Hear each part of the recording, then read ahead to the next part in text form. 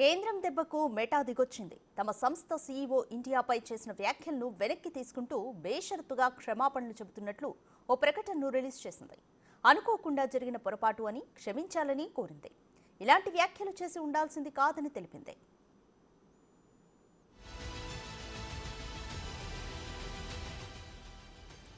ప్రముఖ social media platform Facebook వ్యవస్థాపకుడు meta CEO mark Zuckerberg ఇటీవల ఒక పోడ్కాస్ట్లో కీలక వ్యాఖ్యలు చేశారు.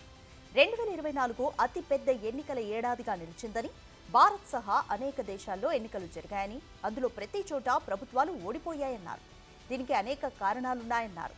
ఈ వ్యాఖ్యలే వివాదానికి కారణమయ్యాయి.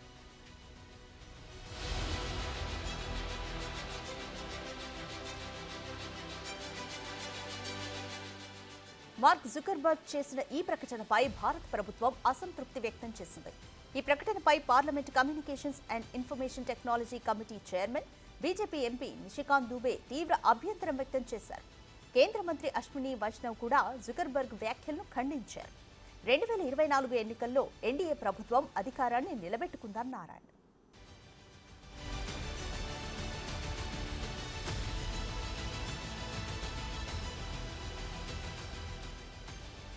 ఇది కాస్త చినికి గాలివానలా మారుతున్న సమయంలోనే మెటా రంగంలోకి దిగింది.